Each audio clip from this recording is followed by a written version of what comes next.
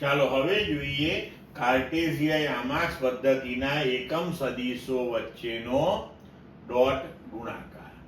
હવે આપણે જાણીએ છીએ કે કાર્ટેશિયન યામાક્સ પદ્ધતિ જે છે તેની x y અને z એક્સિસની દિશામાંના એકમ સદિશો i કેરેટ j કેરેટ અને k કેરેટ અનુક્રમે છે. બરોબર. હવે આ એકમ સદિશો વચ્ચેનો જો આપણે ડોટ ગુણાકાર લઈએ તો આપણને શું પરિણામ પ્રાપ્ત થાય જોઈએ. હવે આપણે જુઓ, ધારો કે આપણે એકમ સદિશ કોઈ લઈએ ત્રણમાંથી, એની પોતાની સાથેનો જ અદિશ ગુણાકાર લઈએ. એટલે કે ધારો કે i ડોટ i લઈએ તો i નું મૂલ્ય 1, i નું મૂલ્ય 1 અને તેમની વચ્ચેનો ખૂણો એટલે તેની પોતાની સાથેનો ખૂણો 0, તો cos 0, તો cos 0 1 એટલે 1 into 1 into 1 એટલે આપણો જવાબ થઈ જશે 1. બરોબર છે. હવે જેમ i ડોટ i બરાબર 1 થયું તો તે જ રીતે ધારો કે તમે j ડોટ j લો તો પણ 1 જ આવશે અને k ડોટ k લો તો પણ 1 જ આવશે. હવે ધારો કે આપણે i ડોટ j લઈએ તો i ડોટ j તો i કેરેટ નું મૂલ્ય 1, j કેરેટ નું 1. હવે i x દિશામાં છે, j y દિશામાં છે, તો બે વચ્ચેનો ખૂણો થયો 90 ડિગ્રીનો, cos 90, cos 90 0 થઈ જશે એટલે i ડોટ j બરાબર 0 થઈ જશે. હવે આપણે a ડોટ b લખીએ કે b ડોટ a લખીએ, મૂલ્ય તો એક જ રહેવાનું છે કારણ કે ક્રમનો નિયમ પડાય છે આની અંદર. તો તમે i ડોટ j લો કે j ડોટ i લો, તમારો જવાબ આવશે 0. એવી જ રીતે j ડોટ k બરાબર k ડોટ j એ પણ 0 થશે. તેવી જ રીતે k ડોટ i બરાબર i ડોટ k એના બરાબર પણ 0 થશે. બરોબર. હવે આપણે સદિશોના કાર્ટેશિય ઘટકોના સ્વરૂપમાં અદિશ ગુણાકાર જોઈએ. તો આપણે કોઈ પણ સદિશને તેના કાર્ટેશિય ઘટકોના સ્વરૂપની અંદર જ્યારે રજૂ કરીએ ત્યારે આપણે લખીએ છીએ કે સદિશ a બરાબર axi વત્તા ayj કેરેટ વત્તા az k કેરેટ. તેવી જ રીતે સદિશ b બરાબર bxi caret plus byj caret plus bz k caret.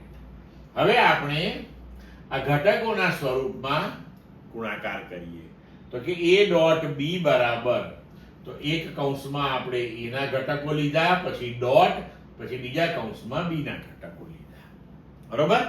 હવે આપણે આને સાદું રૂપ આપીએ તો સૌથી પહેલા આપણે આ axi ધ્યાનમાં લઈએ. બરોબર છે. તો axi ને આપણે આ બીજા કૌંસ સાથે ગુણીએ તો ax bx i dot i. હવે અહીંયા ખાસ ધ્યાન રાખજો કે ax એ a ના x દિશામાંના ઘટકનું મૂલ્ય છે, bx એ b ના x દિશામાંના ઘટકનું મૂલ્ય છે. તો ax bx એ અદિશ રાશિ છે. બે અદિશો માટે કોઈ ડોટ પ્રોડક્ટ વ્યાખ્યાયિત નથી, એ સાદો ગુણાકાર હોય. એટલે તમારે ડોટની નિશાની a અને b ની વચ્ચે અહીંયા ax અને bx ની વચ્ચે મૂકવાની નથી. તેવી જ રીતે bx સદિશ છે અને i સદિશ છે, એની વચ્ચે પણ આવા કોઈ ગુણાકાર વ્યાખ્યાયિત નથી. એટલે ધ્યાન રાખવાનું અહીંયા કે ડોટની નિશાની માત્ર સદિશોની વચ્ચે જ મૂકવાની. તો ax bx i dot i, ax by i dot j, ax bz i dot k.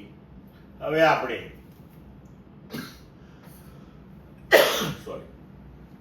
ayj લઈએ તો ay bx j dot i, ay by j dot j, ay bz j dot k.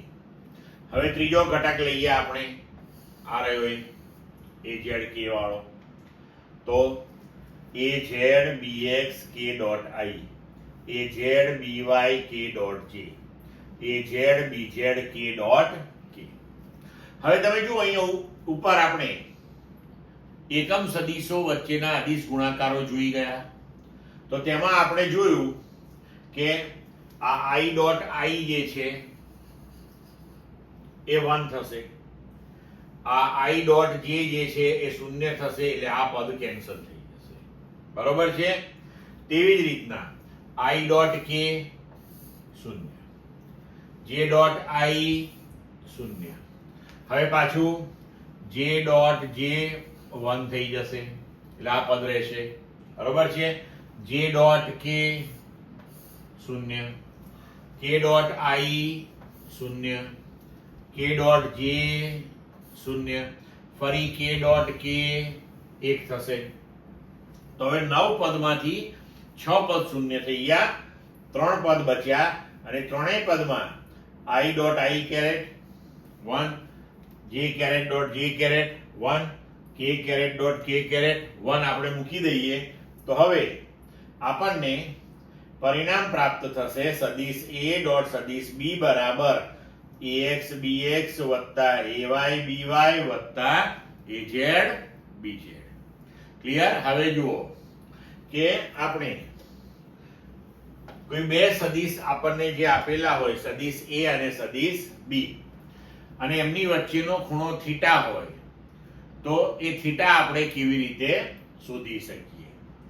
તો a અને b વચ્ચેનો ખૂણો જો theta હોય તો બે સદિશોના અદિશ ગુણાકાર પ્રમાણે આપણે લખીએ છીએ કે સદિશ a ડોટ સદિશ b બરાબર ab cos થીટા.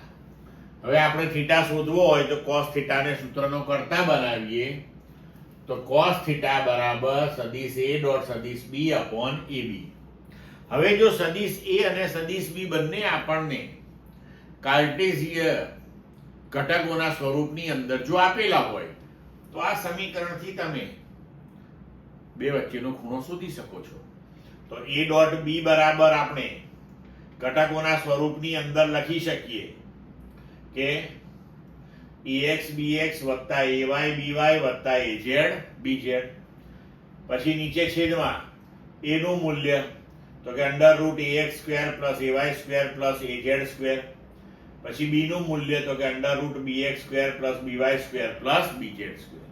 હવે આ જમણી બાજુ જે છે એનું સાદું રૂપ આપીએ એટલે આપણને cos થીટા મળી જાય, અને cos થીટા મળે એટલે થીટા બરાબર cos ઇન્વર્સ કરી અને આ કૌંસ જે છે ત્યાં આપણે અહીંયા જે સાદું રૂપ આપવાથી મૂલ્ય મળ્યું એ ગોઠવી ને પછી આપણે લોગ ટેબલમાંથી, નેચરલ કોસાઇનના ટેબલમાંથી થીટાનું મૂલ્ય જોઈ લેવાનું. ક્લિયર મિત્રો?